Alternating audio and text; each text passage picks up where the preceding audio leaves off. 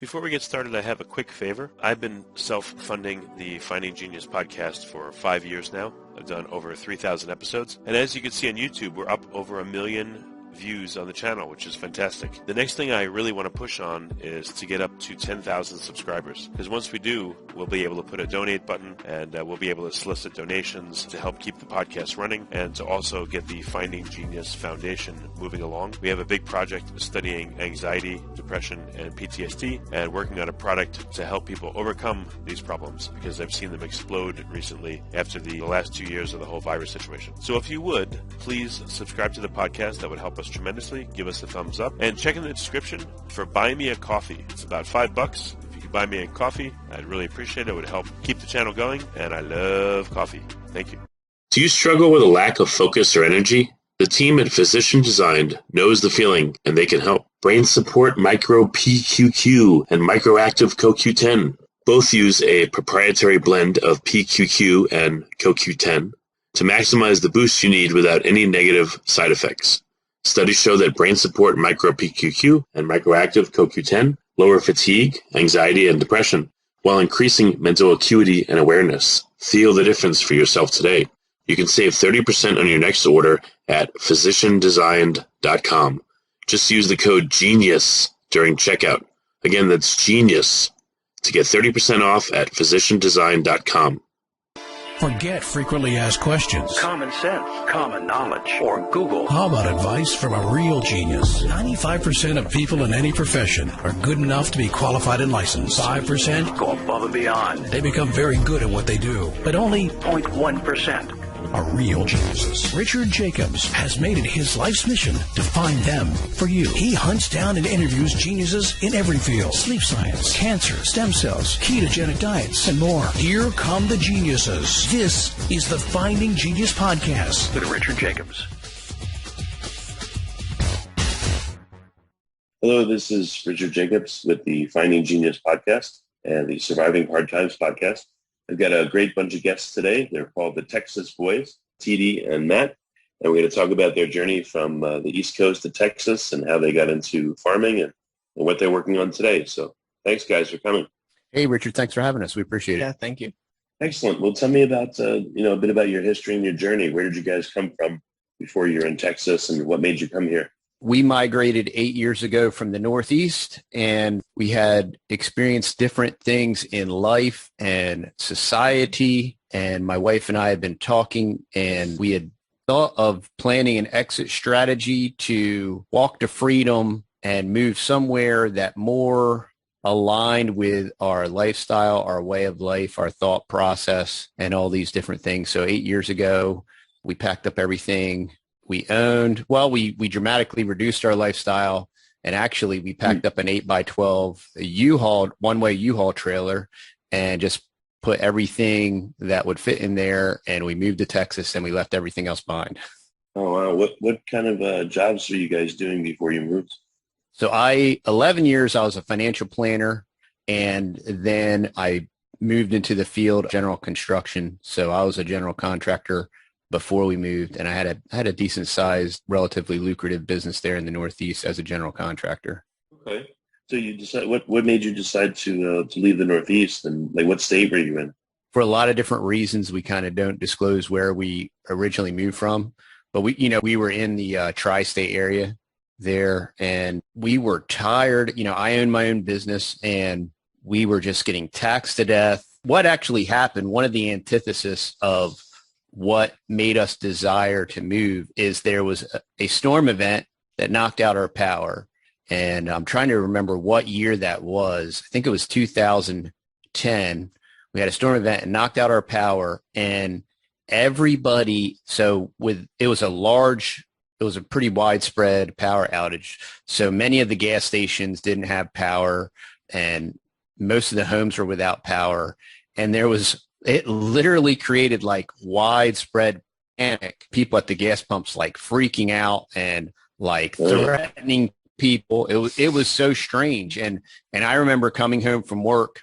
It was on a Saturday, and I told my wife, I'm like, people up here are losing their minds, and this tiny like blip in the infrastructure and everybody loses their mind. I'm like, we really need to get out of here because the life is so synthetic and artificial that the tiniest in the matrix and everybody loses it. So that was what got us thinking about it.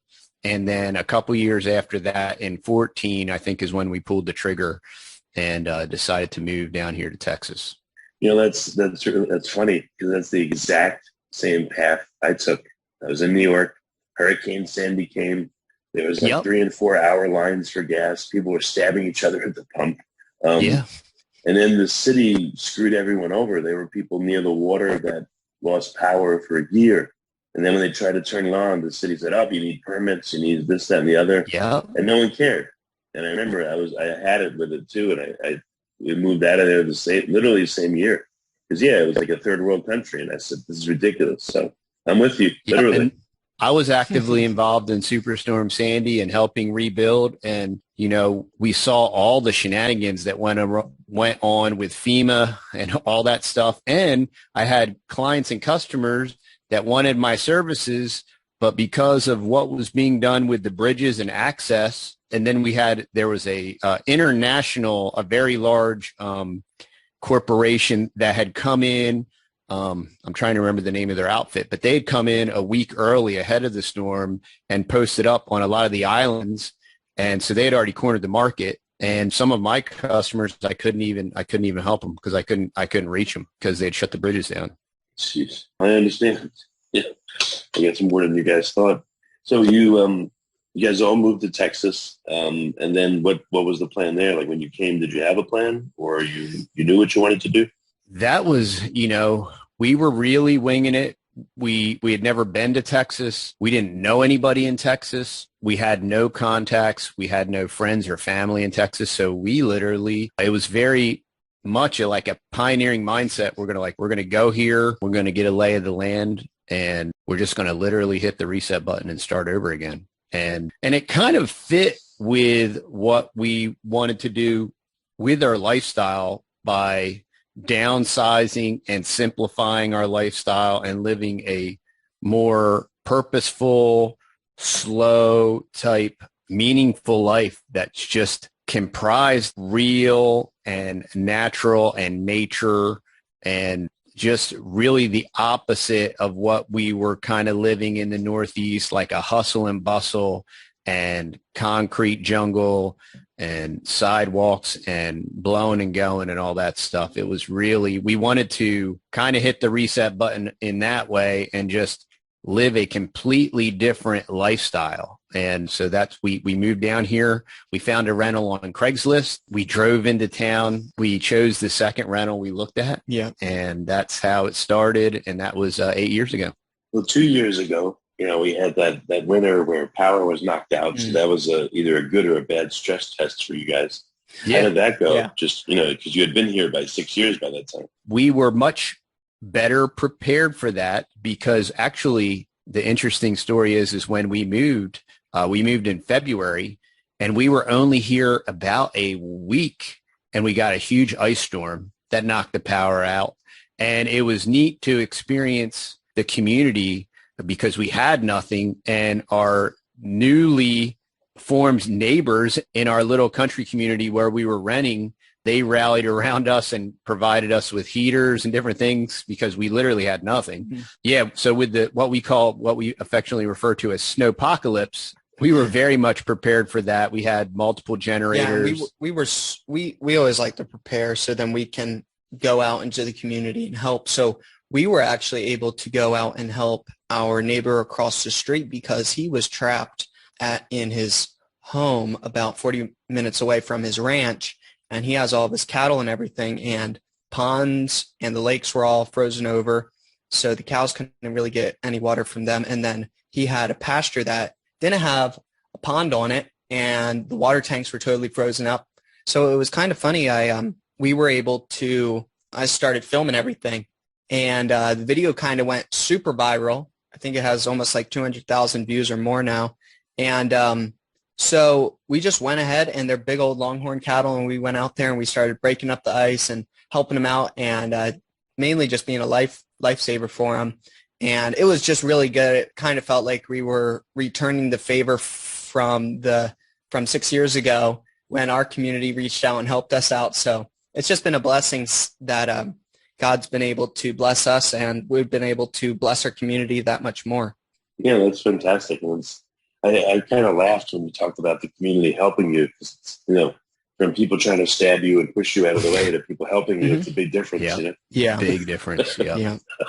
And that's really honestly why we wanted to move, is we just wanted to be realigned with a community that more fit our core values. And a lot of it, I don't blame, the culture and the society in the Northeast. It's so synthetic that people become so detached. Yeah. And they're in such a hurry, and there's deadlines and timelines, and not that those things are bad, but what it does is it just creates a very neurotic psychomatic feedback loop. It just creates a psychosis, in my opinion, from experience. And I was born and raised up there, and that's where I grew up. And I am thankful for the street smarts that I learned. That's continued to guide me, so to speak, today. But yeah, it is a completely different world. Do you struggle with a lack of focus or energy? The team at Physician Designed knows the feeling, and they can help. Brain Support Micro PQQ and Microactive CoQ10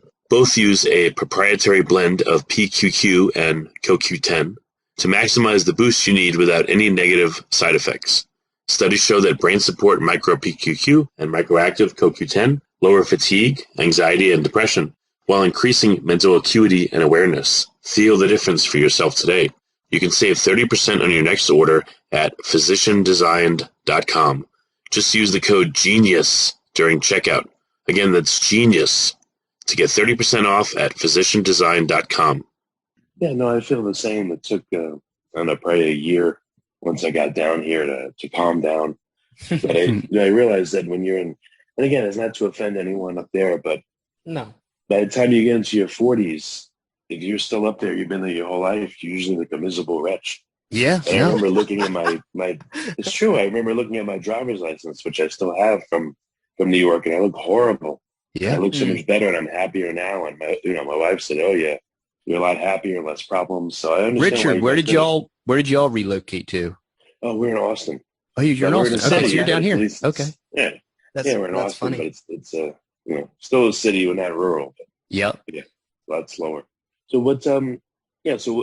what business are you guys in now? Are you prepping for your house? Do you do a homestead, or what are the Texas boys about now? Yeah, so we're homesteaders. We are our homestead here at the house. We live on 5.5 acres. About 4 years ago, we purchased a little 25-acre ranch. We call it a ranch. Texans wouldn't call it a ranch. They would call it like a ranchette. Yeah, they would call it a ranchette. We got 25 acres and a pond. We got a small herd of longhorn over there, maybe about 16 head. Mm-hmm. So we raise cows over there. We raise over here at the homestead. We have about 400 fruit trees planted. Yeah. We have about 60 to 80 Muscovy ducks. Yeah. And then we got a small flock of chickens, just probably 20, 30 of them. And we got a pet cooney pig. We got a pet cooney pig. And every year we've been trying to fine tune our gardening techniques and stuff like that. So we've been trying all types of different things. The lasagna gardening, and then we tried raised bed gardening, and we tried direct sowing into the ground gardening, the non-till method, the non-weeding method, just letting it be a jungle. So yeah, we're just experimenting, trying it out. Try, fail, adjust. Mm-hmm. So what is your goal with the farm? Are you trying to be completely self-sustainable? Are you trying to produce excess to sell? Ultimately, that's our goal.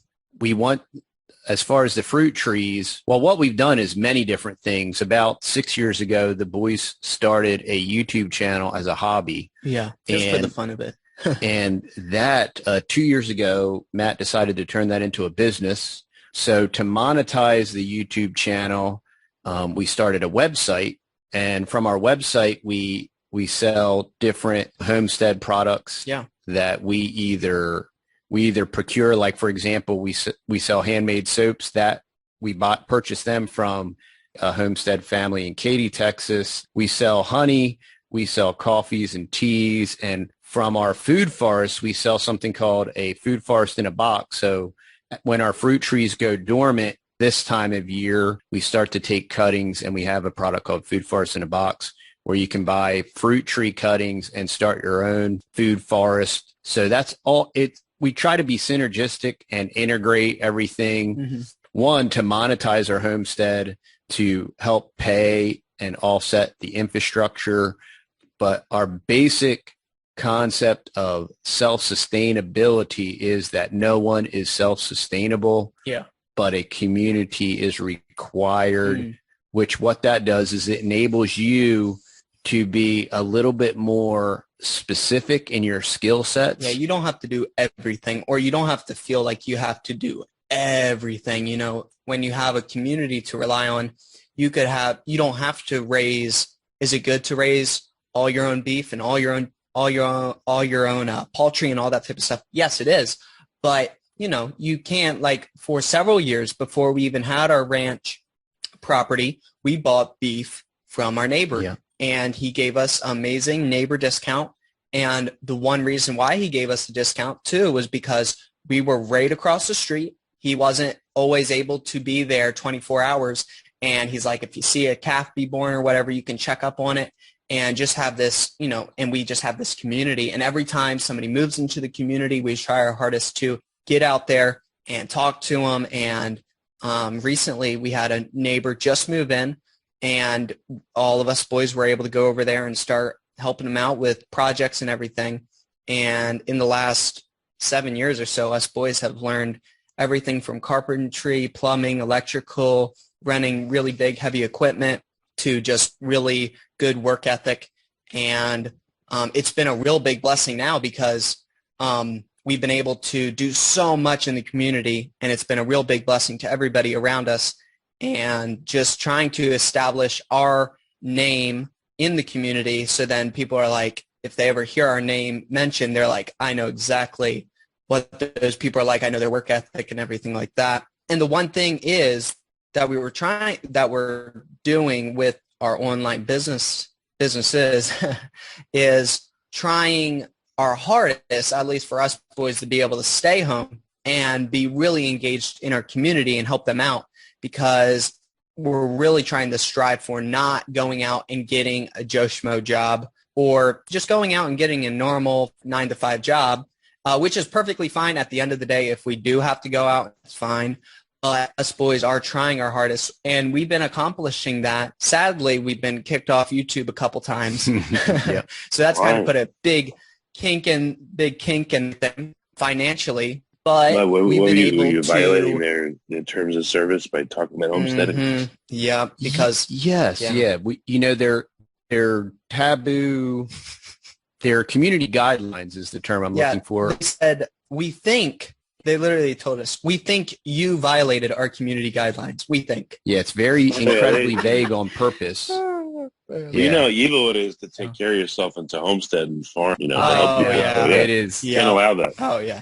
No, that's exactly right. Pretty much. Yeah. So anyway, we pretty much have been trying our best to use YouTube as a platform, and been just trying to spread the word and all the knowledge and everything that we've been acquiring, and just trying to teach people as much as possible and inform them on what's going on in the world, and not just live in certain people, which is perfectly fine. But there's loads of channels out there that just, you know, it's all puppy dogs and rainbows. There's not ever a bad day. You know, we try to really keep it real. Be real. And just be super real. And, you know, we do get some flack from other YouTubers about that, but that's fine. You know, they can do whatever they want to do. We can do whatever we want to do. And since we are real, you know, we kind of, YouTube doesn't like that so much. So anyway, yeah, we've been taking a lot of our money from the internet, which has been kind of awesome, and then reinvesting it into physical things. And like, we bought a sawmill a year ago, all of us. We just saved up for a couple months, and we went out and bought a sawmill, and just strategically buying these implements and tools just in case, you know, the online thing totally craps the bed. We will have some backup income, you know. So, okay. But Lord willing, we can get. Yeah, go ahead. Oh, good. Finish, please. Yeah, just Lord willing, we can keep this thing afloat. Yeah. Because right now we're actually kicked off our main channel, the Texas Boys. We're like 4 or 5 days into our 2 weeks that they're going to have us kicked off of there, because they went back 5 years ago and found one of my videos when I was like 11 years old, and I was showing our homestead tools, and I just like showed my pocket knife or something. Mm-hmm. And I wasn't using it or anything. I was just talking about it, how it was a little handy little Swiss Army knife or whatever. And they were like, "Oh, that's what did they say? Dangerous child activity." Yeah, or whatever. So all that type of fun stuff. Well, how is what are some examples of incidents or I don't know, events that touched your heart or made you realize like the whole journey was worth it? Or I don't know, what are some memorable things that you can talk about that has happened on the homestead? Oh man, just literally, not to overstate it, but everything. Just living after we moved, it was very surreal for years. Like we're here, and we're living a different, more relaxed lifestyle, and peaceful. It's very incredible the way the Lord blessed us. Because when we left, because of the real estate market, we couldn't sell our homes to close on it. Always had an impeccable credit score. I had a medium-sized business, and I had an enormous amount of revolving credit. Well, the foreclosure shattered all that, and we were basically dealing with a small bit of savings, and we were able to buy a fixer-upper and fix it up. And then we were able to just save all of our money. I got a job in construction sales and worked my way up there, and we're able to save our money, and then bought a ranch. And then we just last year, I don't know how long, a couple months ago, we just bought another 15 acres. And it's just such a huge blessing. And there's been so many different events in our community. What happened? We're still kind of coming out of a drought here. We're still in a drought. And one idea that we had is we said, you know what? We want to leverage the YouTube channel. And since we're starting to experience some growth and we're getting a lot of traction, our neighbor, who's really a really great friend of ours and mentor, that's kind of taught us about ranching and cattle and homesteading in general. Yeah. We were like, you know what? He needs hay for his cows. In 2011, the last really bad drought, they had to sell their entire herd, and they lost money big time. And we were like, we don't want that to happen again. So we rallied on our YouTube channel, and in 7 days, our subscribers raised $10,000. Yep. And we were able to buy him enough hay, 100 bales, to get all the way through. Yeah, and the cool thing is that we didn't tell him, and we got to film his reaction and everything and post on the YouTube channel, and it was incredible. And we were working in the rain. It was like a double blessing. We got the rain. We got the hay. The hay was coming in, and then all out of the blue, it just starts dumping rain while we're getting the hay. Because we're getting the hay because it was really, really bad drought. I mean, the grass had totally turned brown. Yeah. All the ponds were drying up. He only had about 100 bales. He was telling me he was going to need a little bit over 200 bales to keep at least some of his cows. And I'm like, man, this poor man, he needs his cows, because he put all of his retirement money pretty much into his ranch and into his cattle, and he has these amazing award-winning Longhorns. And I'm like, I can't have him go off and sell these cows for pennies on the dollar and then have this beef shipped off to overseas somewhere. Yeah. So it was incredible. I made a video with me and him on it, and it got like 300,000 or 400,000 views.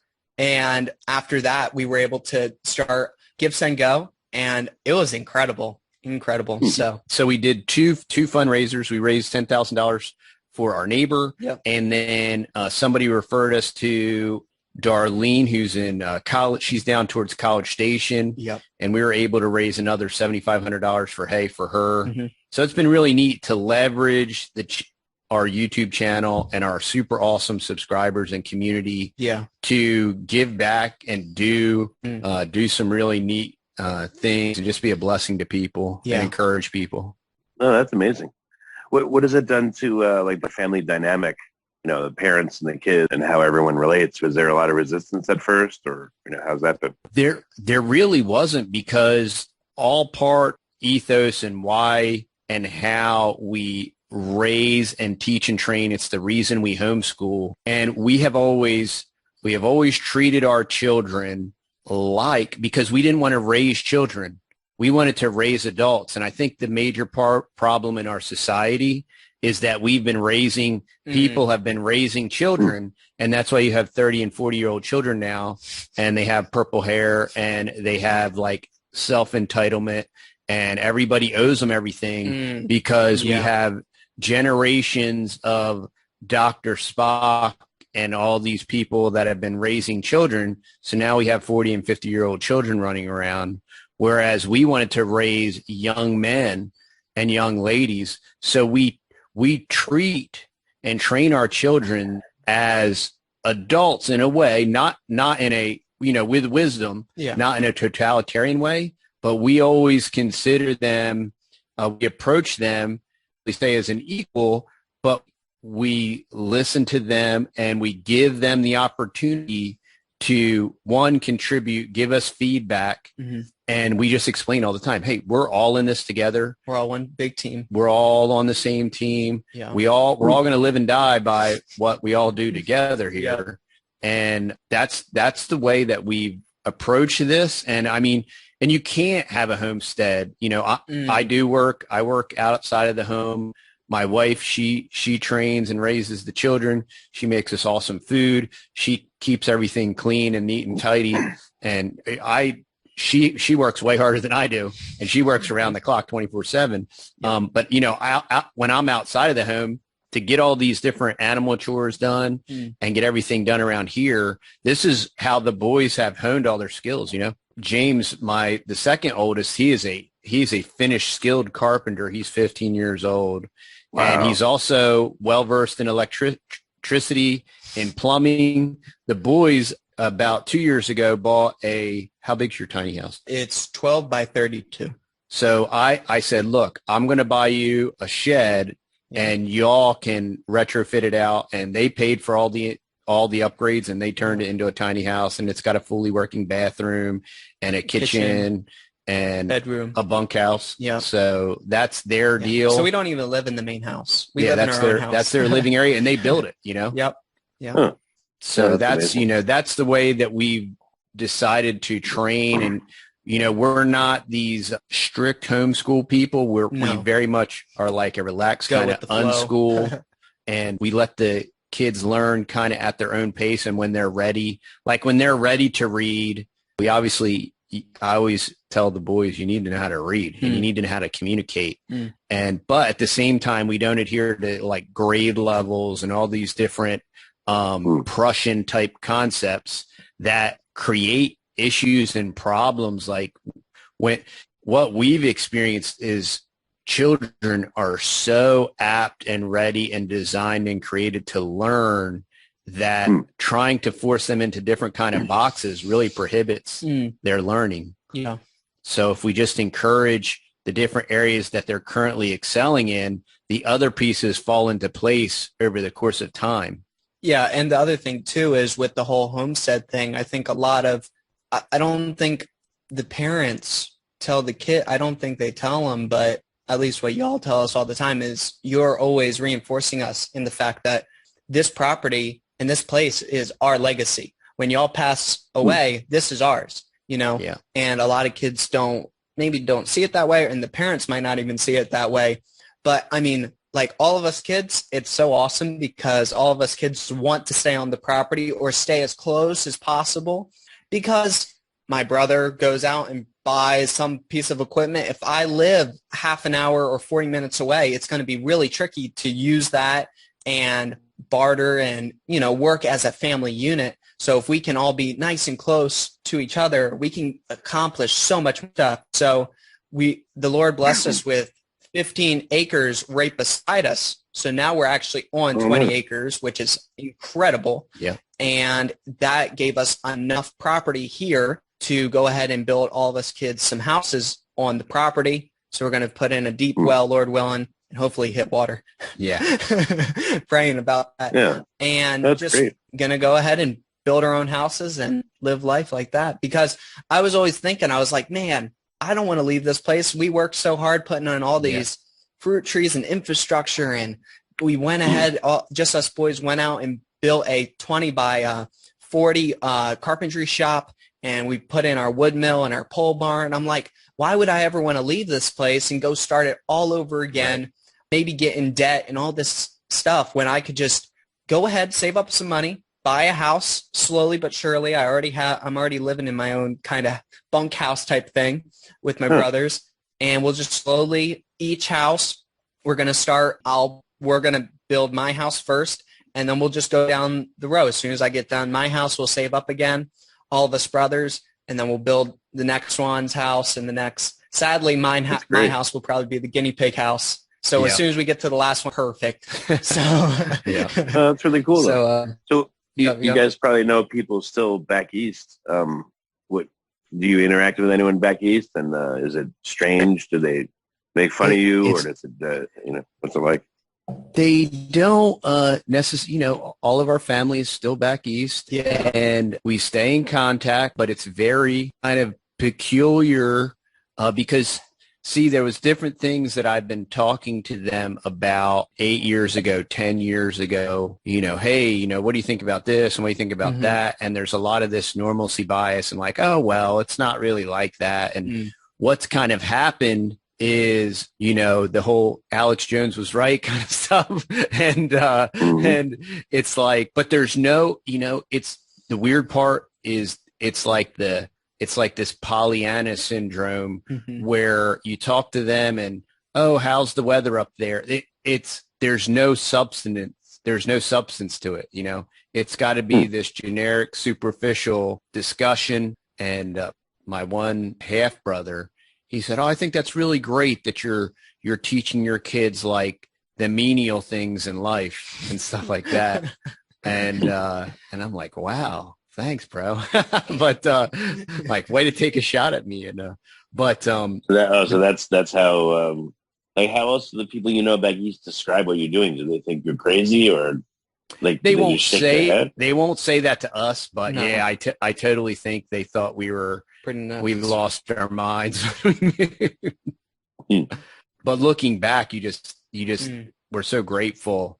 The timing was perfect. We have such a developed infrastructure and community now. Private labeled my food forest, the food 401k, because as a financial planner, I saw a lot of chicanery in the financial markets, a lot of artificial synthetic shenanigans. And so in 2008, I got completely out of the market. And when we got back on our feet and started investing again, we had always done well in real estate. And I said, I know I want to buy dirt. I can't go wrong. If you can never go wrong in real estate if you buy right. You cannot go wrong. And so I'm like, I know I want to buy dirt, which I coined Dirt Coin. And then the other thing I wanted to do is dollar cost average into infrastructure. And that's our food 401k. So we started systematically setting aside 10% a week and investing it in fruit trees. And that's how we've acquired and accumulated 400 of, we have all different types, apples, pears, cherries, figs, peaches. Wow. But it takes time, Yeah. And you do a little bit at a time. It's like setting a fence, when you set that fence, it's labor intensive, but you only have to do it once. And then you just have to maintain it.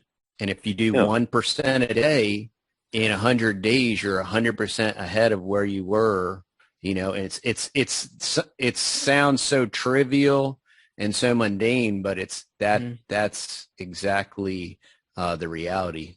That's a good lesson. I know everyone's overwhelmed, and breaking stuff down into pieces and just working through the pieces really is helpful. So I understand what you guys are saying. So what's next from here? I mean, just continue on, and you feel like you picked the right life, the right lifestyle, and just keep going, or are there other, big plans or different things that you guys want to do? We are, we're very thankful for our lifestyle. The boys want to continue to grow the Longhorn herd. Mm-hmm. They want to build the infrastructure we have here, and they're going to develop their homes And we want to harden a lot of our infrastructure when it comes to water and different things like that. Power too. And power. Yep. And so we're going to be doing a solar project. We're going to be doing a deep well that'll probably have solar components. We're going to continue to grow our social media if it's viable. We're on different platforms. So we have 3 channels on YouTube. We're on Rumble and Odyssey. And we also have our social media on our website, thetexasboys.com. So we're going to continue to develop as we're allowed and permitted by the technocrats to grow our social media footprint, and then also continue to grow our website, which, we're doing as we synergistically grow our homestead. And this way, Lord willing, the plan is, we can continue to provide for the entire family so we can all stay on homestead and continue to develop our infrastructure, and which in turn will continue to develop our community. We've been so blessed, in our ranch. We have had, in the past 4 or 5 years that we've had the ranch, we have helped, I don't even know, 8 or 10 families move. They've moved and they've been able to temporarily stay at our ranch because we have power and water over there. And we've been able to use that to bless other people that are like, you know what? And many people that have moved from all over the place. Everywhere. And as a matter of fact, there's a family there now, and they're building, it's super awesome, but they bought a really nice flatbed trailer, and they're building a tiny house on the trailer, and they want to build it and then tour the country. And so it's neat. Cool. We were blessed with that ranch, and it's paid for. We're completely debt free. So we're bootstrapping everything, and we're funding everything with cash flow. My credit's repaired and restored and all that good stuff, but we're not avoiding and eschewing debt. We're not going back into debt. Yeah.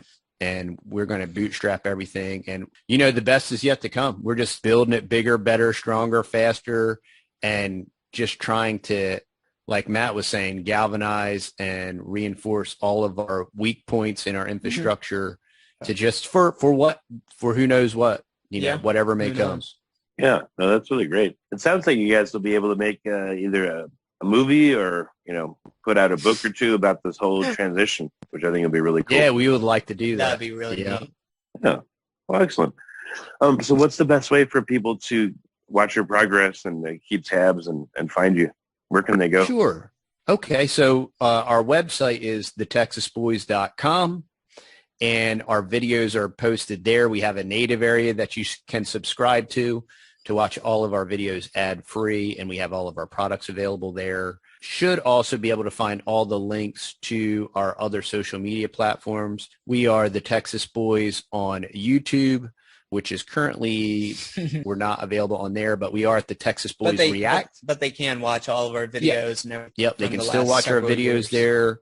We have our backup channel, the Texas Boys React. Mom has a channel at the Texas Girls. And then we are on Rumble as the Texas Boys. We're on Odyssey as the Texas Boys. Yep. And that's where everybody can check us out, subscribe, and they can follow us on our journey.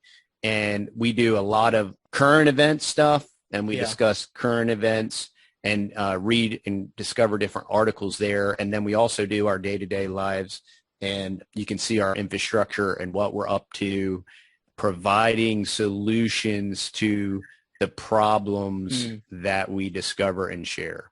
Excellent. Well, guys, thanks so much for, sharing your stories and coming on the podcast. And I wish you much luck and success, and teach as many people as you can, this way of living. So thank you. Yeah. Thank you, Richard. Yeah, thanks for having us. We really, I really like your podcast. Yeah. And I think what you're doing is really awesome. And I want to, hopefully I can also, we want to share this podcast on our platforms as well. Yeah. Absolutely. And so that way all of our subs can learn about podcasting, check you out. And I was on your website, and I think it's awesome what you're doing. Thanks, guys. Do you struggle with a lack of focus or energy? The team at Physician Designed knows the feeling, and they can help. Brain Support Micro PQQ and Microactive CoQ10 both use a proprietary blend of PQQ and CoQ10 to maximize the boost you need without any negative side effects. Studies show that Brain Support Micro PQQ and Microactive CoQ10 lower fatigue, anxiety, and depression, while increasing mental acuity and awareness. Feel the difference for yourself today. You can save 30% on your next order at physiciandesigned.com. Just use the code GENIUS during checkout. Again, that's GENIUS to get 30% off at physiciandesigned.com. You've been listening to the Finding Genius podcast with Richard Jacobs. If you like what you hear, be sure to review and subscribe to the Finding Genius podcast on iTunes or wherever you listen to podcasts. And want to be smarter than everybody else? Become a premium member at findinggeniuspodcast.com. This podcast is for information only. No advice of any kind is being given. Any action you take or don't take as a result of listening is your sole responsibility. Consult professionals when advice is needed.